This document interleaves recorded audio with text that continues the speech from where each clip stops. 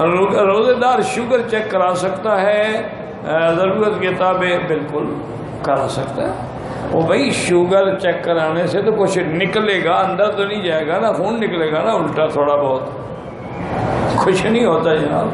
بلکہ آج میں ایک ڈاکٹر کی پڑھ رہا تھا کہ جن لوگوں کو شوگر کی بیماری ہے وہ غفلت نہ کریں، بلکہ ہر روز افطار کے وقت اور سحر کے وقت وہ اپنی بلڈ شوگر چیک کرائیں۔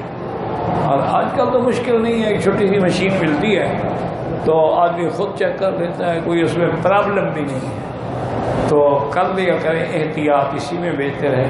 اور اس کا علاج جو ہے نا جی وہ یہ ہے کہ جب آپ سو کے نیند سے اٹھتے ہیں نا، کلی کرنے سے بھی پہلے 2 چمچ زیتون کا تیل پی لیا کریں، اور جب سوتے ہیں نا پھر بھی 2 چمچ پی لیا کریں، انشاءاللہ شوگر ختم ہو جائے گا۔ آپ 15 دن تو تجربہ کریں۔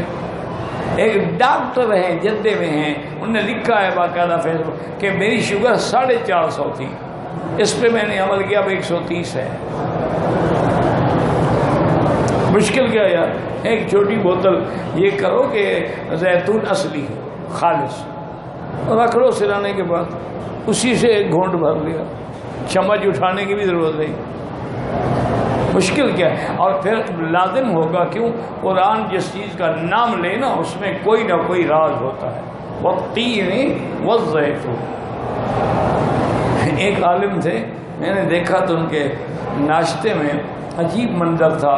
میں نے کہا حضرت یہ کیا ہے کہ انجیر کا تو 1 دانہ رکھا ہوا ہے اور زیتون کے 7 دانے رکھے ہوئے ہیں اور پانی زمزم کا رکھا ہوا ہے، باقی اور چیزیں۔ انہوں نے کہا چونکہ قرآن میں انجیر کا لفظ 1 دفعہ آیا ہے وقتی، اور زیتون کا لفظ 7 دفعہ آیا ہے، تو جتنا دفعہ قرآن میں آیا ہے میں اس پہ عمل کرتا ہوں۔